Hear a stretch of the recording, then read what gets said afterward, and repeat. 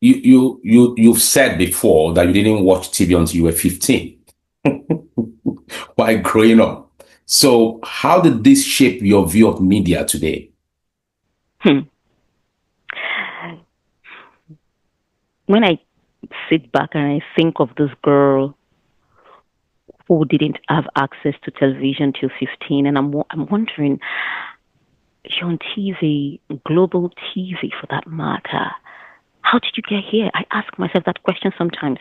And um, just to clear the air, I did not have access to TV, not because my parents cannot afford it.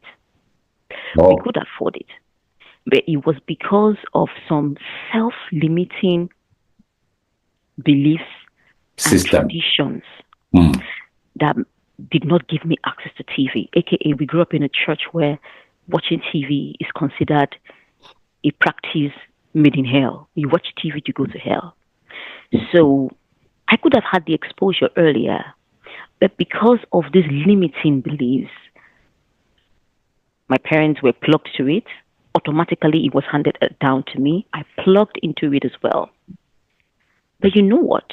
When you have that dream and that determination to get something done, irrespective of the fact that you did not have the access to the enabling environment at first, somewhere along the line in your life, you get access to it. But the thing that happens is that's where the turning point is. That's where the inflection point is. When you get to that level in life, are you going to be able to decipher and know that, okay, this is that turning point? So let's go back to the question. From different parts of the world, trying to achieve and do. Welcome back to Narrative and Beyond with Michael Adekombi. I still have my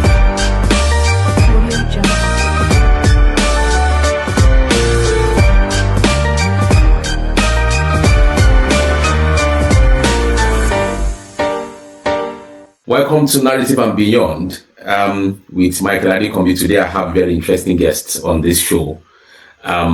Today, she is a media personality. She's a filmmaker. She's into so many things around the media. She's going to be talking us through some of the things she does, and I'm sure it's going to be an interesting conversation within the few minutes that we have. It's been quite difficult to get her to come on this platform, but here we are today. Join me to welcome Mercy Frank. Yeah, Mercy, you're welcome.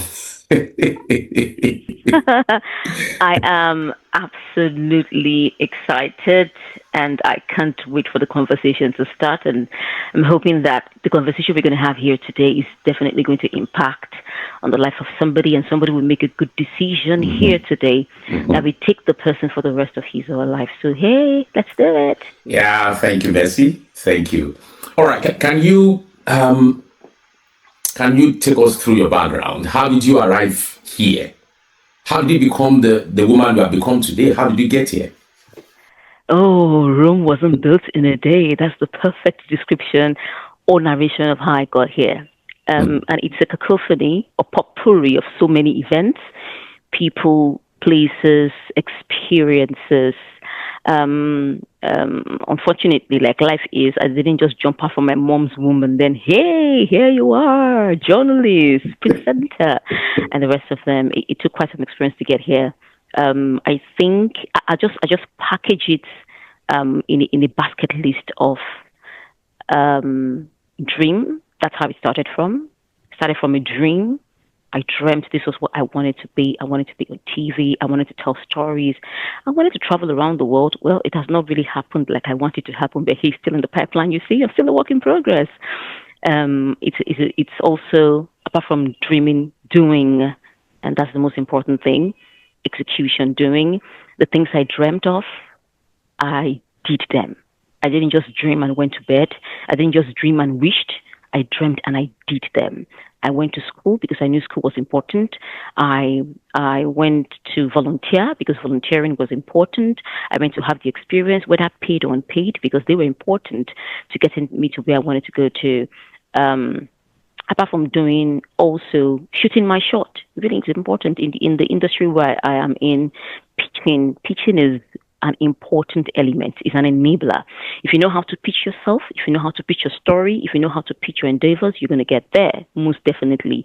The divine, oh, I will not let that go out of the equation. The divine is there. I leaned heavily on the divine for direction. I leaned heavily on the divine, which is God. I'm a Jesus baby. I leaned heavily on that for grace. I knew there are doors that otherwise would never have opened to me because of the level I was at, but because I was favored and God's grace went along with me, those doors were opened, and I'm not going to play that in a very small way at all. Yeah, there were times where things were so difficult. It looks like this was the end of the road. It looked like you were never going to get there. It looks like this is it, babe. Just go rest and do something else, But the God in me, the God I am conscious of, the God I represent here on earth. So you go through it, and that alone, that peace that you can't buy with money, really helped me through. Yeah, I'll put it on those three, and I'm still dreaming. I have gotten to an extent where I want to be, but I'm still dreaming it's going to get me there. And one other thing I'm going to mention that's really very important is agility, the ability to adapt to event situations, to how the times are changing, because between the year I was born and now, a lot of things have changed. I've lived over 3 decades, and so many things have changed. I'm still quite young, but some people are very old, but it has agility is, and you're going to need a lot of it. You're going to need a lot of agility as you're moving on. Apart from that, people, there have been people that have been placed in my life at different points in time. Some were there temporarily, some are still there till now, because that's the role that they play in our life. Some are there to jerk you up. Some are there to make you realize, oh, you've been sleeping. Some are there to bring out that dark side of you. That you need to change so you can get to the next level. And it looks very terrible sometimes when you're in that position. You feel, oh my God, what's happening? But no, those people were sent into your life for a reason. Nothing is absolutely ordinary. So those people have formed the mercy into who she is today. Events as well, experiences as well, everything. Put everything together in the basket from where I started to where I am right now. They made mercy who she is. Awesome. Thank you. So, you've said before that you didn't watch TV until you were 15, while growing up. So, how did this shape your view of media today? When I sit back and I think of this girl who didn't have access to television till 15, and I'm wondering, you're on TV, global TV for that matter. How did you get here? I ask myself that question sometimes. And just to clear the air, I did not have access to TV, not because my parents cannot afford it. Oh. We could afford it. But it was because of some self-limiting beliefs and traditions that did not give me access to TV. AKA, we grew up in a church where watching TV is considered a practice made in hell. You watch TV to go to hell. So I could have had the exposure earlier, but because of these limiting beliefs, my parents were plugged to it. Automatically, it was handed down to me. I plugged into it as well. But you know what? When you have that dream and that determination to get something done, irrespective of the fact that you did not have the access to the enabling environment at first, somewhere along the line in your life, you get access to it. But the thing that happens is that's where the turning point is. That's where the inflection point is. When you get to that level in life, are you going to be able to decipher and know that, okay, this is that turning point? So let's go back to the question. Thanks to my dad was my dad was a global person. Yeah, he was a Nigerian, but he was a global person. And thanks to the fact that I had a Ghanaian mom, so I lived the best of both worlds, as it were, and it gave me a little exposure to what is happening outside of Nigeria. My dad loved loved to know what was happening on the globe. He was pretty well traveled to an extent because of the job that he does. He always listened to the radio. That was the number one thing that shaped my career to becoming, the global journalist that I am today. He listened to the radio. So back then it was a shortwave radio. And to an extent, FM, we didn't have so much FM radio stations as we had. So for those who don't understand, the later Gen Zs and the Gen Alphas, I know you know what a radio is here. I don't know how else to explain it.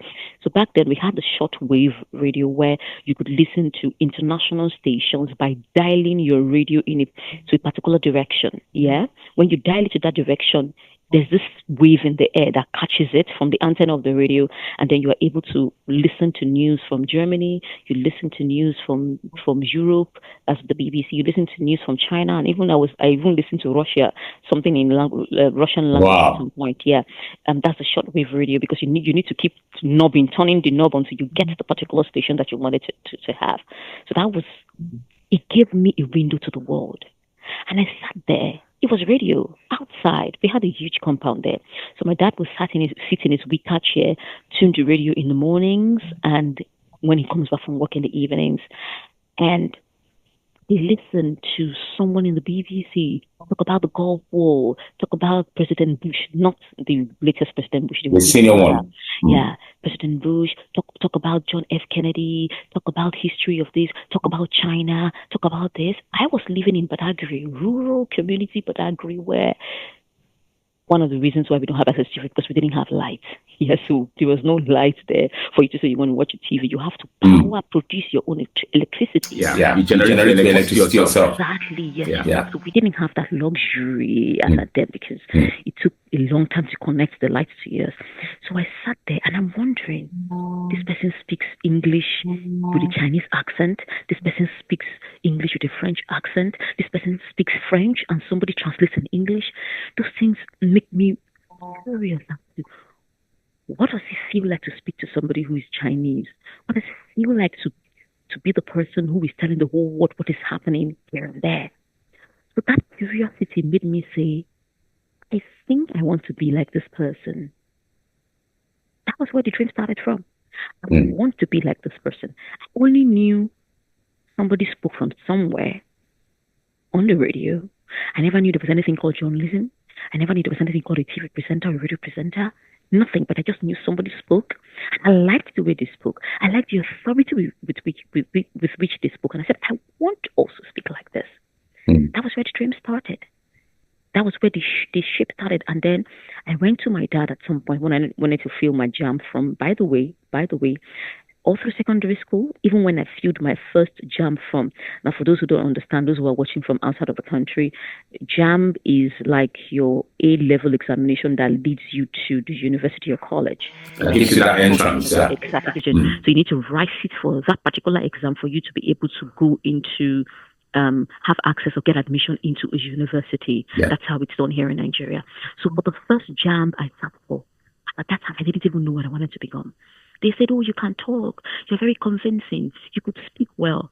Meanwhile, listening to the radio helped me tell myself, I want to speak so everybody in the world will understand me and they will not be able to decipher where I'm actually from. You can see where the shape comes from. So because I was speaking in such a way that was convincing, I could pick myself, I could talk to people due to the exposure I've had from listening to the radio. They said, go and be a lawyer. Lawyers, they know how to talk. You argue in court, blah, blah, blah, blah. I didn't understand what that meant. I knew I wasn't born to be a lawyer. I just knew on the inside. I didn't know what I wanted to be, but I was very sure of what I wanted. Or what you didn't want to be. And this is going to be a lesson for every young person out there who don't know what they want to be yet. Chill. Chill. There's so many of us who didn't know what we wanted to be. So chill. You're going to get there. You're going to know it. Just do what you have in front of you. So I fixed in accounting as my first choice because they shoved me into commercial class when I was in my senior secondary level. They shoved me to commercial class. So I just feel accounting. I couldn't feel law because I was like, what is it? So accounting was the course of choice. I can't remember the results I had in my JAMB. Oh, there was a problem, and they seized and I think the counsel to the examination in that for the area, people who wrote. Now the government can really do that In the center. Trust me, yes, in the center where we wrote the exam, they said there was some malpractice at large, and then the government said, for every one of you who wrote examination here, you have to go do it again next year. 1 year, whole year wasted. That's a conversation for another day. But it was good for me because if I had passed that exam, and if I had gone for accounting, I would have wasted so many years of my life frustrated. It was a good thing because that extra 1 year where I sat at home made me sit with myself. And I thought, what am I very good at? And then I started going for JAMB exams, but I hadn't filled my JAMB form.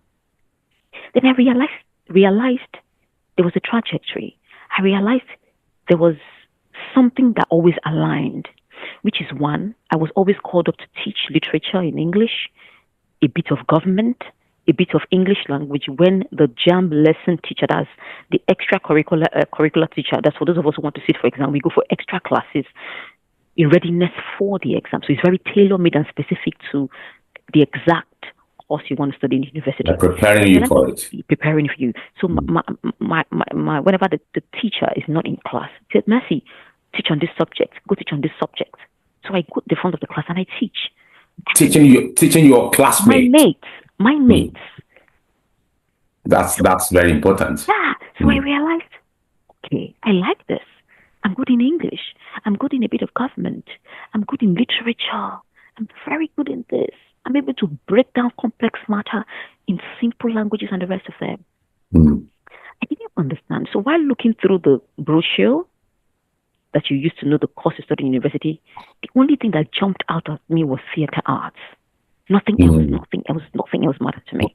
So this is the next thing that matters again. Mentorship. Ask questions is important. So I went to that teacher, Mr. Bambam, wherever you are, God bless you. That's his name, Mr. Bambam.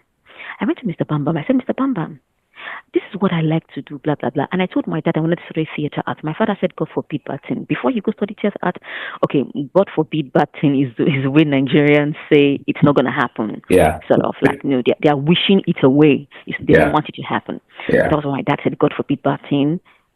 Rather than you go study theater art in school, because then, like football, acting was seen as a job for quote, ladies who sell their bodies. Yeah. Because the idea about acting then was like you go on camera, you kiss, you carry out immoral acts. So most parents didn't want their children to act, just like it was with football back then. Now it's a prestigious thing. If your daughter wants to go into acting, everybody wants to do it. So I told my dad I wanted to study theater art. He said the word he said, the phrase he said. I went to the man and said, this is what my dad said. I don't know what else to do. This is what I want to do. So he said, study theater arts. Telling him you want to study theater arts. Then when you get into your second year, I think you now major in mass communication or journalism. That was the first time I heard such a thing. I've never heard of mass communication all my life. Me, this girl grew up in somewhere in Badagry. Bush. I was in a bubble. And so I said, mass communication, journalism, oh, really? And I went through the brochure from A to Z, looking for mass communication or journalism. And I found it. And I said, and I looked at what people in mass communication would end up being, because it's written there. They'll end up working in TV, they will end up being in journalism, they'll talk on radio, blah, blah, blah, blah, blah. They work in newspaper as a writer. I said, this is what I want to be. I was so excited. I told my dad, this is what I want to be. I want to study mass communication. I'm going to talk on radio. Interesting. My father said, this is it, my baby girl. Go for it. And wow. Support. So he gave his full support for that. Support from then till now. There is nothing I asked for that he didn't give to me to the best of his ability. Wow. Those things shaped me. And then, after school, I graduated really early from school. I had a friend who came in from the eastern part of Nigeria. So the brother introduced her to me that he wanted me specifically to be her friend. I was different. I was different from my peers back then, and it was obvious that I was different. Why were you different? Because of what I was exposed to growing up, because of my dream. A lot of my friends were not much then. Anyways, they didn't have much friends. A lot of my friends then, they wanted to, when they finished from school, they probably wanted to get married. That was the next big thing. But I was crazy about going to school. I said, I want to be this. I had dreams. I kept talking about my dreams. I kept talking about the things I heard on radio. And it was really boring to these people because they could not relate at all. Yeah. So, so, sorry, I lost my train of thoughts there. So, let's go back to the environment I was in. Yeah, my dad supporting me and the rest of them. And this friend of mine introduced me to his sister who came from the East. Yeah. And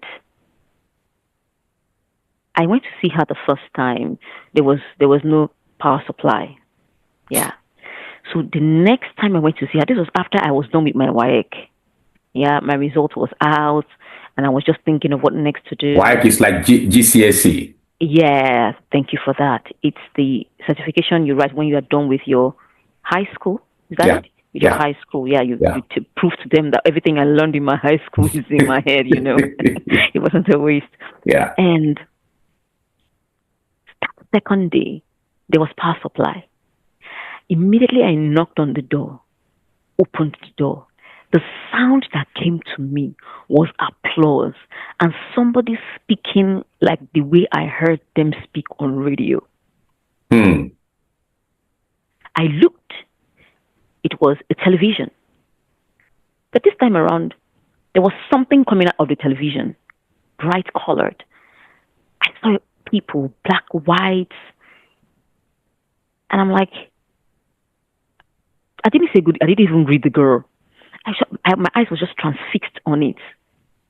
You know the way a baby tastes ice cream for the first time? That was how it was to me. My eyes were like, I was hooked. I saw them clapping, shouting. I saw some of them crying. And I'm like, what in God's green earth is going on? And I saw this woman, a bit chubby, nice looking hair. Beg your pardon?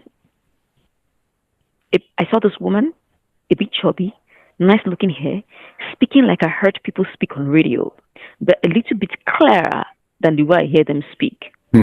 Holding a piece of paper.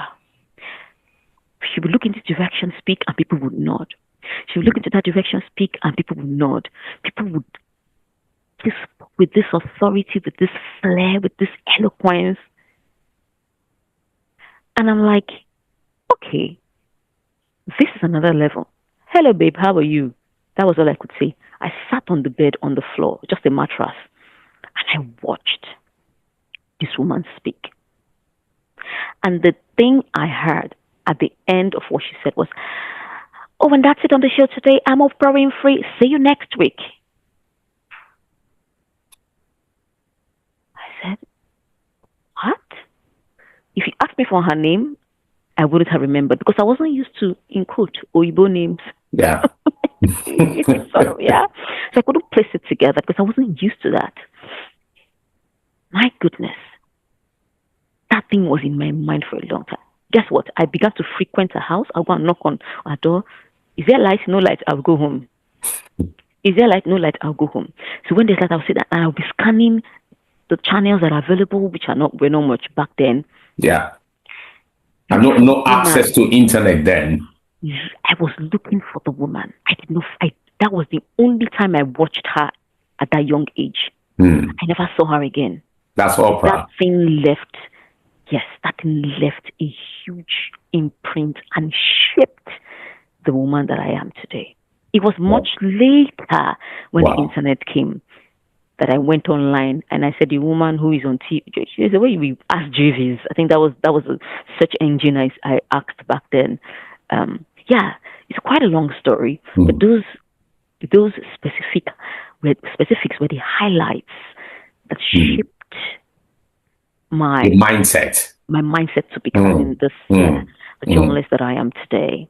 So, thank you for that. Some of the questions I would have asked, you started answering them. So, at the point that you saw Oprah Winfrey speaking on TV, what happened to you in your mind, and how did that translate into your career trajectory?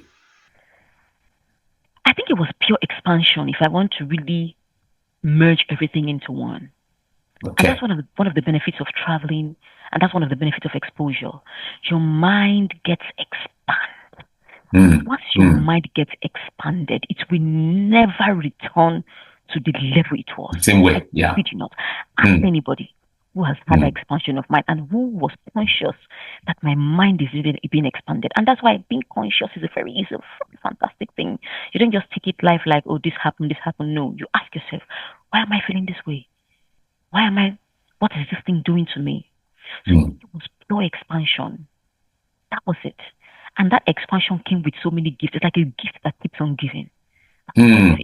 It came up with so many things. It came with pivoting, your dreams. Your dream changes. So when you don't understand exactly what you're dreaming about, it gives you, oh, somebody has done it before. I can do it too. That was what they did to me. Black, it was relatable because I had a dark skin to a red skin. It wasn't necessarily a white woman. Yeah? Because it was someone like me. And so I could relate. So that's what it brought to me. Relatability. Expansion of the mind, relatability. It gave me exposure that would have cost me thousands of naira as a then probably to fly to the United States or to London or anywhere it was that she used to be a part of it. And relatability was there, exposure was there. My dream changed. It changed totally. So before it was fragmented and I could not release. I couldn't place my hand on exactly how I could get to do this. But because I saw her, I could now pinpoint exactly what I wanted to be. So these three things are what I really, really, and yes, I could now express myself in exactness. I could now say, I want to be a TV presenter. I want to be on TV. I want to be a TV show host. I was saying those things before they became mainstream, not just in Nigeria, but across the industry.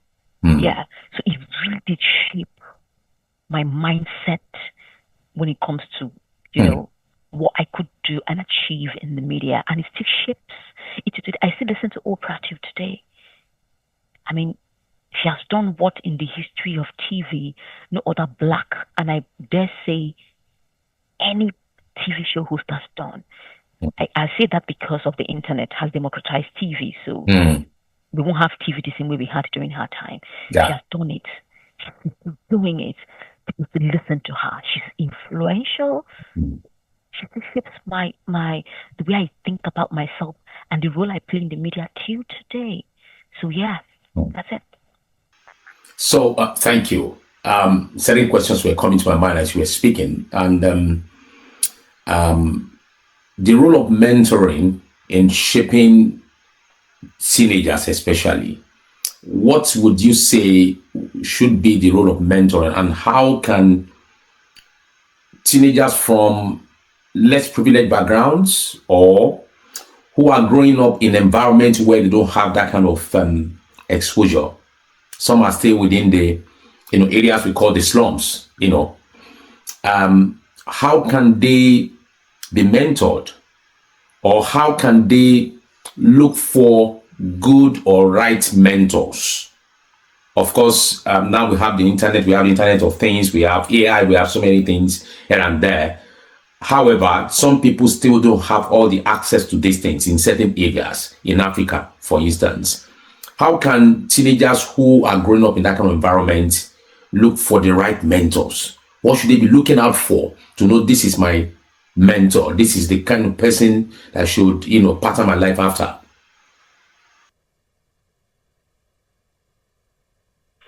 All right. Thank you so much. That's a very important question. And I say it is important because mentorship really shaped the woman I became. And I am happy because I found the right mentorship at an early age. That was one of the blessings I had. But that was because I was able to articulate what I wanted. I had the desire to seek knowledge to get there. I just knew I told everybody I could. Those who understood and could help me listened to me and gave a reply. Those who did not understand me couldn't solve the problem I was having, either waved my problem away or told me I was so much of a dreamer or gave me some shallow answers I wasn't satisfied with. So unconsciously, that was one of the ways I weeded good mentors from those that were otherwise. I will get back to what to look out for in mentorship because it's one of the questions you asked in the second place. Yeah. But just keep that in mind. Yeah. So, role of mentoring for teenagers, it's important because at that stage of life, I think it's a make or mass stage of life. You ask me from my experience. It is a stage where if you get it right, then you probably will be set on an autopilot for the rest of your life. If you get it wrong, also, you are automatically set on an autopilot for the rest of your life, except you reach an inflection point and you now work hard to change your trajectory. And that's on period. Let's take, for instance, the issue of teenage pregnancy or gang, cultism, or drug. Let's take those three examples. All those vices. It doesn't feel like you're doing anything wrong as then you have the juvenile tendencies, you are over there, you have the energy, your parents tell you to go right, you go left because you think they don't know anything. Really, that's the stage where you think your parents don't know nothing. I know you agree with me, but that's it. That's on period. You think your parents as well, there's this one, no, please stop disturbing me. Your parents are calling you, you give them old shoulder, you're not in tune, you're calling you, you put your headphones on, you walk away, you're playing games. See, let me tell you for free, this is the most important period of your life, and mentorship really, really will help give you the understanding and knowledge that your parents may not be able to give you because of their finite knowledge. They're your parents, there's so much they can do for you. So mentoring is important to them because it's a make or mar period of your life. Mentoring is important to them at a particular point in time because it can help you gain skills that will help you in adulthood. So I go back to the make or mar period. Teenage pregnancy, drug abuse, cultism, or gang. You see, if you practice these things when you are very young, probably you start at probably age 15. And as a girl, age 15, age 16, you get pregnant. And God help you, you come from a family that says you're going to keep the baby because child pregnancy termination is not legal in Nigeria and most African countries, and even some countries in different parts of the world, termination of pregnancy is not legal. So God help you when your parents tell you you're going to keep the baby. You know your life has changed automatically. Automatically, your life has changed. It will take an extra effort and a massively supportive ecosystem for you to get back on track. If you don't have a massively supportive ecosystem, aka your mom choose to take the child from you, take care of the child while you go to school and complete your education. If you don't have that, and if you don't have that self-confidence in yourself that you made a mistake, an error, and you're able to change that error and use it as a good story for yourself, tendency that you likely reoccur is very high. The tendency that you remain in a cycle is actually very high. Same thing with drugs. You get used to drugs. You take drugs, and you know drug is like, how do I explain it? Drug is like Mother Earth. It always wants more water. The earth is never satisfied. If you rain 60 days, give it a few days. Non-stop. Give it a few days. It will dry up. If it rains again, the earth will take in the water. It will dry up. Earth wants more. That is how it is with drugs and those things that make you all those addictions extraordinarily good. Same thing with gang and cultism. Something happens, you were involved, and somebody dies, and the police knocks on your door, and you go to jail. That's a different trajectory entirely you're going into. Yeah. For you to get back on track, you have to take extra effort and have a massively supportive ecosystem. So you see that period of your life, don't wait until you're 20, 25. It is going to shape the rest of your life. And that is where mentoring becomes important. And that is where civil society organizations like churches, civil society organizations like NGOs would need to take mentoring important. You don't have to wait for the youth to come to you. You be good to them. Force it down their throat if you have to. I mean, in a nice way, anyways. Repeat it. Just keep repeating it. One day someone will listen to you. Ask for help. I'm telling you. Then 4, that's the rule for people who want to play a role in the life of teenagers. Then for the teenagers, from the examples I've given you, sit down and ask yourself, what exactly do I want to be in future? Sweetheart, dream.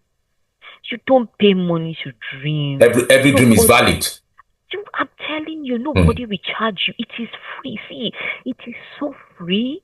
It is so free. You can dream as big as you want to. Tell yourself, if you dream of becoming the president of, if Africa is a country, say you want to be the president of Africa, you will unite the whole Africa into one country and be the president. It is valid. It is possible. But how you get there is really up to you, you know.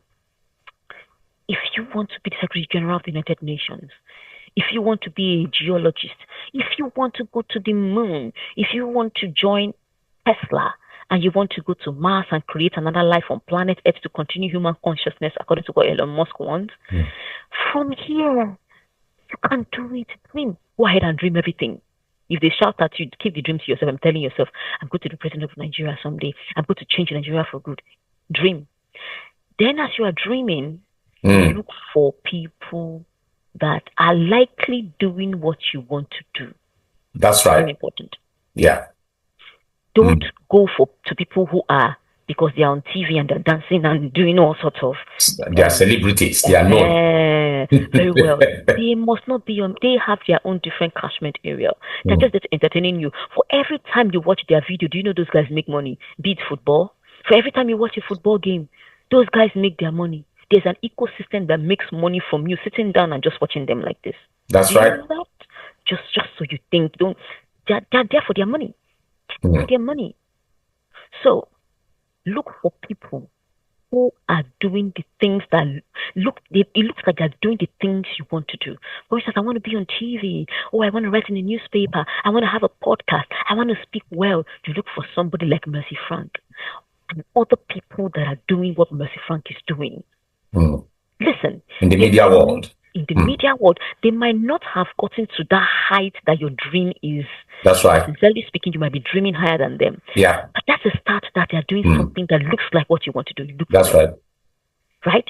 If you want to, I want to be the greatest accountant in the world. I love accounting. I want to do this. I want to calculate numbers. I'm so good. You look for people around you who don't go far. Ask for people around you first.